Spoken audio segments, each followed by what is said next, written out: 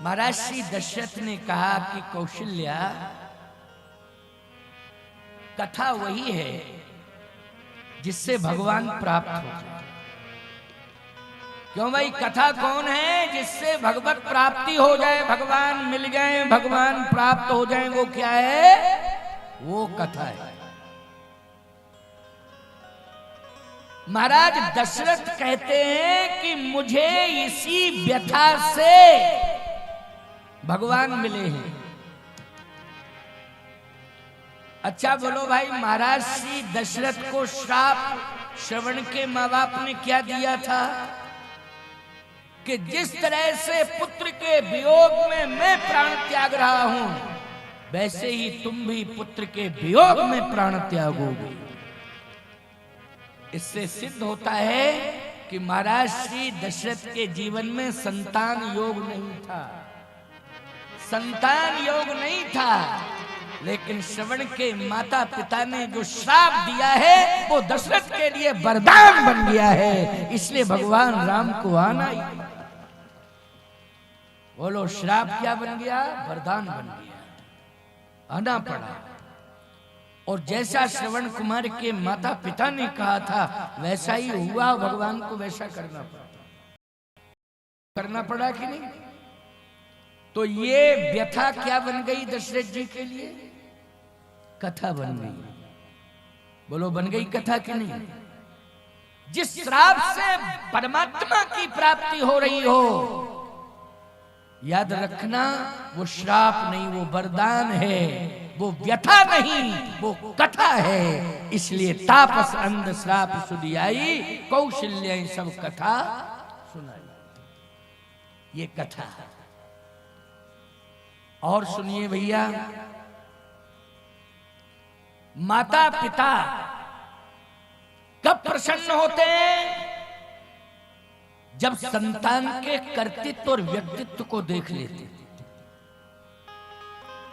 उत्कृष्ट चरित्र होना चाहिए संतान का, उत्कृष्टता होनी चाहिए कर्तृत्व और व्यक्तित्व में। माता पिता प्रसन्न हो जाते हैं। विचारवान श्रोताओं विचार करना, दशरथ जी महाराज राम के कर्तृत्व से प्रसन्न तो थे, लेकिन 14 वर्ष का वनवास जब पूर्ण हो गया तो राम के व्यक्तित्व से प्रसन्न होकर के लंका में आए। तई अवसर दशरथ तई आए, और तनय बिलोक नयन जल छाए। 14 साल का कर्तृत्व और व्यक्तित्व श्री राम का देखा तो बोलो महाराज दशरथ लंका में आए कि नहीं आए? प्रमाण क्या है? अयोध्या का और लंका का प्रमाण दे रहा हूं। अयोध्या में राम राम कही, राम कही, राम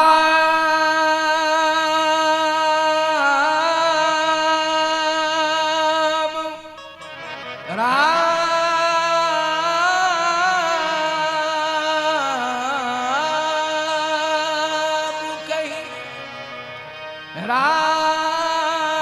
कही, राम राम कही, राम तन पर हर रघुवर विरहे, राव गयो सुरधाम। ये अयोध्या, लेकिन लंका का प्रमाण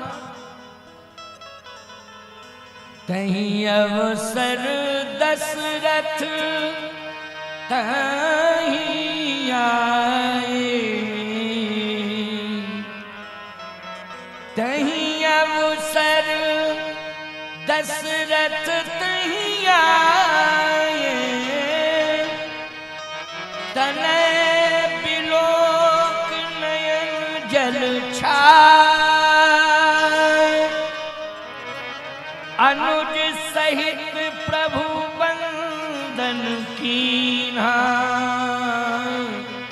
आशीष आशीर्वाद पिता तो दीना। इसका मतलब है कि कर्तृत्व और व्यक्तित्व से महाराज दशरथ प्रसन्न हो गए और उनको स्वर्ग से उतरकर लंका आना पड़ा और श्री राम जी को आशीर्वाद देना पड़ा। बोलो दिया आशीर्वाद कि नहीं दिया? कहने का तात्पर्य मेरा ये है कि शायद श्री राम को सिंहासन पर बिठाकर प्राण त्यागते तो इतने प्रसन्न नहीं होते और न इतनी प्रसन्नता में महाराज श्री दशरथ की कोई अभिव्यक्ति होती। लेकिन जब श्री राम का 14 वर्ष का वनवास का कार्यकाल और उस कार्यकाल से श्री राम की जो जनप्रियता हुई और श्री राम विश्व वंदनीय राम हो गए तो महाराज दशरथ मुक्त हस्त से और मुक्त कंठ से आशीर्वाद देने के लिए लंका में आ गए कि राम तुम्हारा वनवास काल इतना महत्वपूर्ण रहा, इतना महत्वपूर्ण रहा कि तुम्हें केवल सिर्फ में अयोध्या नाथ बनाना चाहता था, लेकिन 14 साल के वनवास में राम तुम्हें विश्वनाथ बना दिया है। विश्वनाथ 14 साल के इस वनवास ने क्या बना दिया? विश्वनाथ बना दिया। और विश्वनाथ के भी नाथ हो गए। क्यों भाई? हो गए ना राम जी। विश्वनाथ के भी नाथ हो गए श्री राम। ये है 14 साल का कार्यकाल। और विश्वनाथ जी महाराज का भगवान की हर लीला में, 5 लीलाओं में बहुत बड़ा योगदान है विश्वनाथ जी का। ऐसी कोई भी लीला भगवान ने नहीं की कि जिसमें भगवान शंकर का प्रवेश ना हुआ। हर लीला में भगवान शिव का प्रवेश है। अच्छा बोलो भाई, वन लीला में स्वयं विश्वनाथ जी हनुमान बन करके सेवा कर रहे हैं कि नहीं कर रहे हैं? बोलो, वन लीला में क्या बन के सेवा कर रहे हैं? बोले बाबा, हनुमान बन के सेवा कर रहे हैं। ये प्रमाण है।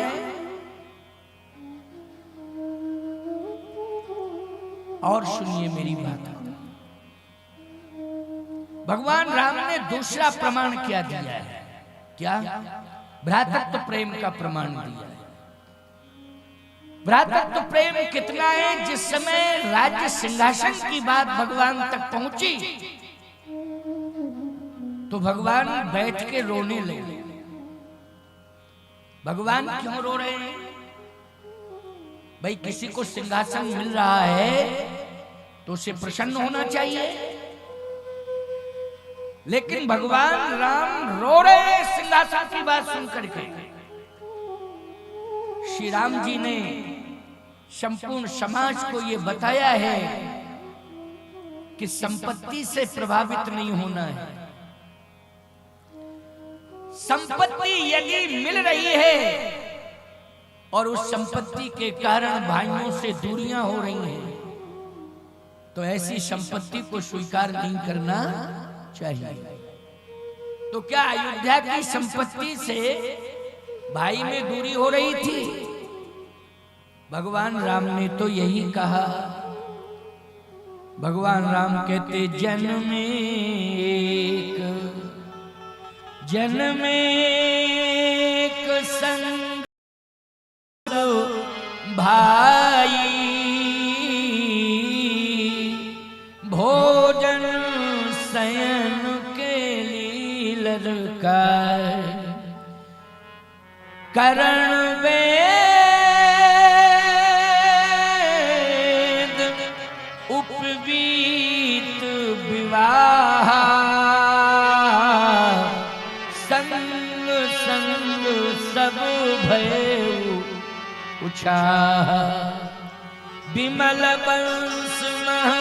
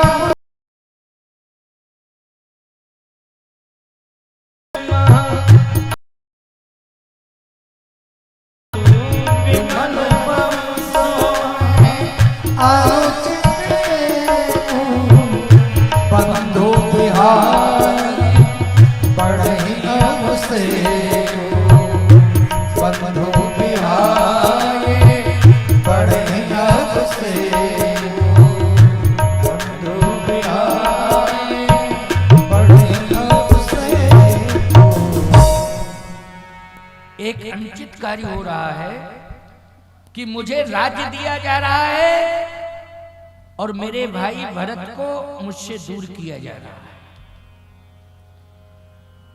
ये बात भरत ननिहाल चला गया तब क्यों आई है ये बात कि राजा बनाना चाहिए, राजा बनाना चाहिए, राजा बनाना। या तो भरत गया नहीं होता या भरत आ गया, तब ये बात उठनी चाहिए। बोलो भाई, या तो वो गया ही नहीं होता अथवा वो आ गया होता। लेकिन ये बात बीच में क्यों उठाई जा रही है? बार बार कहा जा रहा है कि राम को राजा बनाओ, राम को राजा बनाओ, राम को राजा बनाओ। नहीं नहीं नहीं नहीं, बंधु विहाय बढ़ही अवशेष, मैं ऐसे राज्य को स्वीकार नहीं करूंगा, क्योंकि मेरा भाई भरत नहीं है। भरत से दूर होकर के मैं राजा बनूं, ये मेरा सिद्धांत नहीं है। इसमें दो भाव हैं। क्या? एक तो भगवान राम भरत को भाई मानते हैं और दूसरा भाव ये है कि भगवान राम भरत को संत मानते हैं। क्या मानते हैं? संत। श्री राम ये कहना चाहते हैं कि राम राज्य किसी राजा की उपस्थिति में नहीं होगा, राम राज्य जनता की उपस्थिति में नहीं होगा, राम राज्य तो संतों की उपस्थिति में होगा और संतों की छत्र छाया। और विचारवान श्रोताओं, विचार करना, भगवान राम इस मर्म को जानते हैं कि भरत से बड़ा कोई संत नहीं। बोलो भाई, भरत से बड़ा कोई संत नहीं। और इसका प्रमाण मैं आपको देने जा रहा हूं। वशिष्ठ जी महाराज ने भी भरत के संतत्व की सत्ता को स्वीकार किया है। वशिष्ठ जी महाराज ने भरत के संतत्व की सत्ता को स्वीकार किया है, श्री वशिष्ठ जी महाराज ने। जबकि वशिष्ठ जी महाराज भी उच्च कोटि के संत हैं। भगवान राम ने कहा नहीं नहीं, भरत जैसे संत की उपस्थिति में ही राम राज्य होगा, क्योंकि मैं राजा ही नहीं बन रहा हूं, ये राम राज्य हो रहा है। बोलो भाई, राम का राजा बनने का अर्थ क्या है? राम राज्य। और राम राज्य भगवान ने सिद्ध कर दिया कि राजा की उपस्थिति में नहीं, संत की उपस्थिति में। बोलो भाई, कितना आदर दे रहे हैं भगवान संतों को? दे रहे हैं कि नहीं? भगवान ने दो को आदर दिया है, राजाओं को उतना नहीं दिया है, संतों को और भक्तों को। जैसे एक प्रमाण मिलता है, बस एक चौपाई कह रहा हूं, उसको समझ लेना, प्रसंग तो आगे बढ़ रहा है। महाराज दशरथ जो है भोजन के लिए बैठ गए, प्रसाद पाना चाहते हैं, भोजन करना चाहते हैं, लेकिन उनको राम जी की याद आ गई कि मेरे साथ राम जी भोजन करना। तो भोजन करत बुलावत राजा, नहीं आवत तजबाल समान। एक प्रमाण ये मिल गया। लेकिन तो क्या राम जी आए नहीं? बोले आए तो हैं। कब? कौशल्या जब बोलन जाई, ठुमुक ठुमुक प्रभु चले। पराई। भगवान ने राजा को महत्व दिया है कि भक्ति को महत्व दिया है? भक्ति को दिया है, भक्ति को महत्व दिया है। ज्ञान भक्तिश्च कौशल्या, ये कौशल्या क्या है? साक्षात भक्ति। भक्ति को महत्व दिया है। विचारवान श्रोताओं विचार करना, यहाँ राम राज्याभिषेक में भगवान ने किसको महत्व दिया है? संत को महत्व दिया है। दशरथ जी राम राज्य लाना चाहते हैं, लेकिन राम जी ने कहा कि बिना संत की उपस्थिति में राम राज्य नहीं होगा। संत उपस्थित होगा तभी राम राज्य होगा। बोलो, एक तो पुष्टि ये हो गई। अब आगे चलिए, अयोध्या छोड़ दी भगवान ने, चूंकि अब मात्र 3 दिन शेष रह गए। क्यों भाई रह गए ना? कितने दिन शेष रह गए? केवल 3 दिन शेष रह। प्रसंग बहुत है, लेकिन आज मैं प्रभु राम के उस वनवास का स्वरूप आपको बताऊंगा कि जिसमें भगवान ने किसे महत्व दिया है।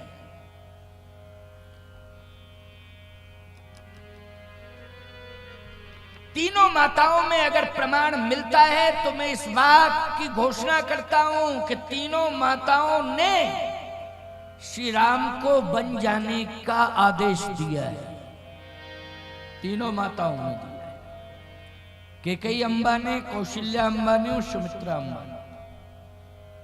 आप कहोगे महाराज जी कैकेयी अम्बा की बात मानेंगे, सुमित्रा जी की बात नहीं मानेंगे, कौशल्या जी की बात नहीं मानेंगे। मानोगे कैसे नहीं जब रामायण में लिखा है? तो आप कहोगे महाराज हमने तो अभी तक नहीं पढ़ा है, तो तुमने नहीं पढ़ा है तो हमने भी नहीं पढ़ा है क्या? हम भी तुम्हारे जैसे होते हैं? मैंने पढ़ा है इसलिए तो मैं कह रहा हूं। और यदि इसमें किसी भी प्रकार की शंका तुम्हें हो रही हो तो कोई भी व्यक्ति मेरे पास सूचना पहुंचा सकता है। और ऐसा नहीं है, मैं अयोध्या कांड का ही प्रमाण दे रहा हूं। अब सुन लीजिए, कैकेयी अम्बा ने स्पष्ट रूप से कह दिया कि राम जी बन जाए। प्रमाण मिल गया आपको कि हाँ ये सत्य है। लेकिन कौशल्या अम्मा ने तो नहीं कहा, सुमित्रा अम्मा ने नहीं कहा। कहा है कैकेयी जी का प्रमाण पहले सुन लो। होत प्रात मुनि वेश धर जो न राम बन जाहि, तुमोर मरण रावुर यजस नृप समझिए मन माहि। स्पष्टीकरण हो गया कि कैकेयी जी ने ये कह दिया है कि राम जी सूर्य की किरण नहीं निकलना चाहिए, इसके पहले अयोध्या छोड़ दो। ये क्रिया कैकेयी की बड़ी विभत्स नजर आ रही है। बोलो भाई, राम जी को वन भेजने वाली क्रिया कैकेयी की निकृष्ट है। लेकिन याद रखना, मैंने क्या कहा था कल के उद्देश्य पर भी विचार करना चाहिए कि क्रिया का उद्देश्य क्या निकल के आया। तो राम वन भेजने वाली क्रिया देखने में निकृष्ट लग रही है, लेकिन जब राम जी का वनवास पूर्ण हो गया तो उद्देश्य क्या निकल के आया? बोलो, उत्कृष्ट। इसलिए कैकेयी के उद्देश्य पर भी विचार करना चाहिए, केवल क्रिया पर नहीं, उद्देश्य पर भी विचार करना चाहिए।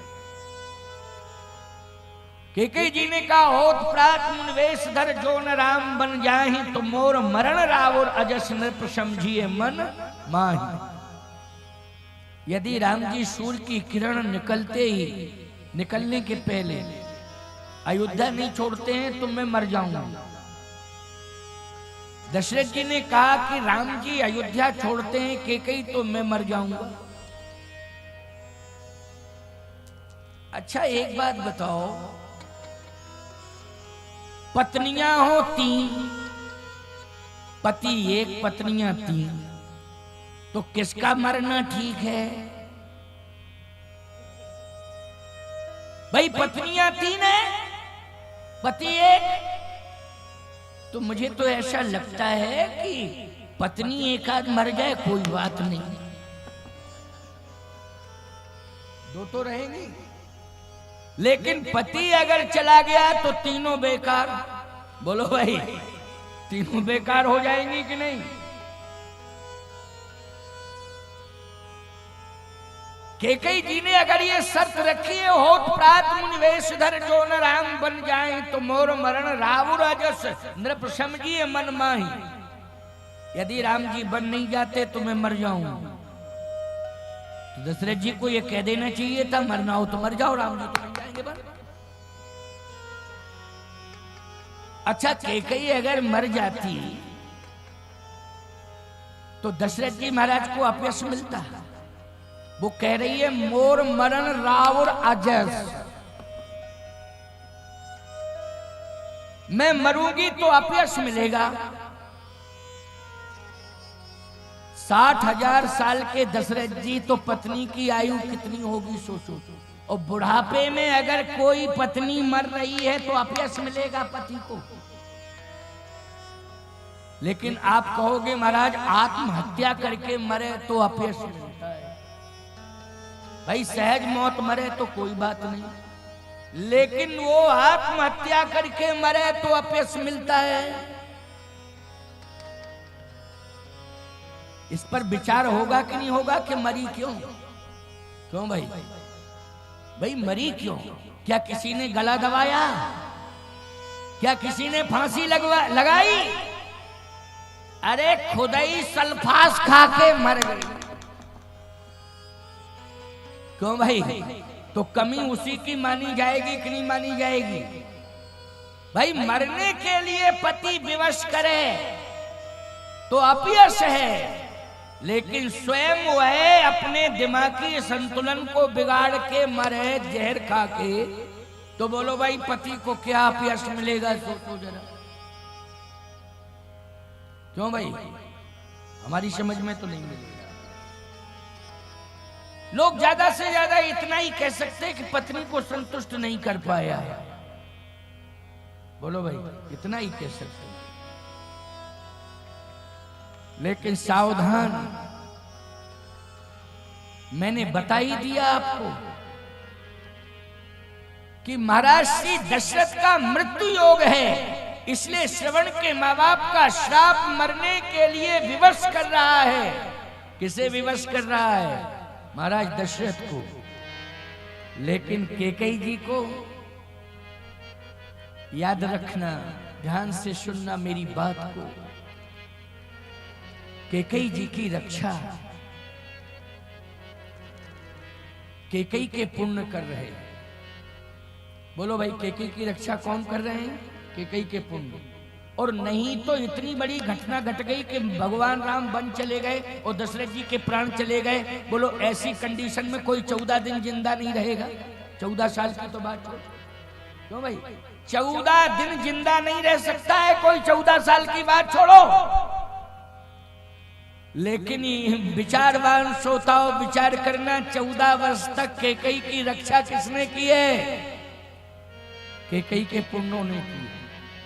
बोलो भाई, बचाया कि नहीं बचाया है? कैकेयी के पुण्यों ने ही बचाया कैकेयी को। और महाराज श्री दशरथ का ये पाप दशरथ जी को ले जा रहा है। बोलो ले जा रहा है कि नहीं? श्रवण कुमार का वध और श्रवण के माँ बाप का श्राप, ये ले जा रहा है दशरथ जी। और कैकेयी जी को कैकेयी के पुण्य बचा रहे। लेकिन क्रिया जो है देखने में निकृष्ट प्रतीत हो रही है कैकेयी की, बस ये है। लेकिन उद्देश्य उत्कृष्ट निकल के आ रहा है। उद्देश्य उत्कृष्ट क्या? राम जी की प्रतिज्ञा है, निश्चरहीन करो मही उद्देश्य है। निश्चरहीन करो मही भुज उठाए प्रण कीन, ओ सकल मुनन के आसमन जाए जाए सुख दी।